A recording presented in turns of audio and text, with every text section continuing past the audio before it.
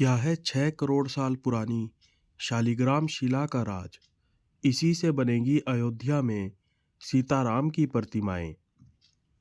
नेपाल की गंडकी नदी से 2 शालिग्राम शिलाएं अयोध्या लाई गई हैं। ये शिलाएं 6 करोड़ साल पुरानी बताई जा रही हैं, लेकिन सवाल यह है कि इतनी प्राचीन शिलाएं हिमालय की इस नदी में पहुंची कैसे। इसके जवाब के लिए आपको धरती का इतिहास समझना होगा। यह भी रोचक तथ्य है कि भगवान राम की प्रतिमा के लिए जिस शालिग्राम पत्थर का इस्तेमाल होता है, दरअसल वह एक समुद्री जीव का जीवाश्म है। जीवाश्म हमारी धरती की विकास यात्रा में साइनबोर्ड या टाइम कैप्सूल की तरह होते हैं।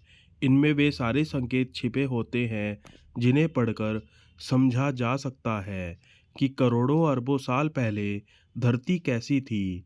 सरल शब्दों में, जब युगों पहले जीवों का शरीर धूल मिट्टी, लावा, गोंद, कीचड़ जैसे पदार्थों में फंसकर धीरे धीरे पत्थर की तरह सख्त हो गया और अंततः जीवाश्म बन गया।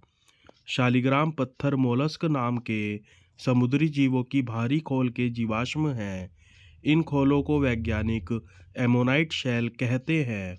आज के समय में जो शंख होते हैं वे भी मोलस्क प्रजाति के जीवों के ही बाहरी खोल हैं। करोड़ों साल पहले ये काफ़ी विशाल आकार के होते थे। जहाँ हिमालय है वहाँ कभी समुद्र था।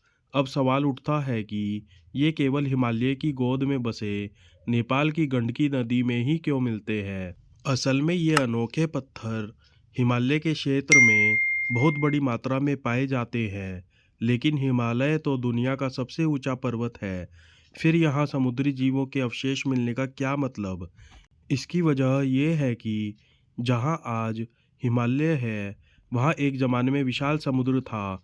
वैज्ञानिकों का कहना है कि आज से करीब 6 करोड़ साल पहले इंडियन टेक्टोनिक प्लेट और यूरेशियन टेक्टोनिक प्लेटों की आपसी टक्कर हुई। उसी समय उनकी टक्कर से हिमालय की उत्पत्ति हुई।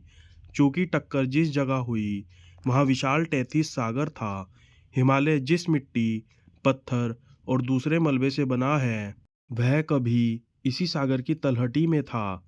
उसी तलहटी में ये जीवाश्म थे जो हिमालय का हिस्सा बन गए और आज नदी की जलधारा में बहते हुए मिल जाते हैं। इसीलिए कुल मिलाकर कह सकते हैं कि हमारी आस्था के बिंदु भगवान राम की प्रतिमा 6 करोड़ साल पहले के इस पत्थर से उकेरी जाएगी। वैसे साधु संत कहते भी हैं कि कण कण में भगवान विराजते हैं। बोलो जय श्री राम।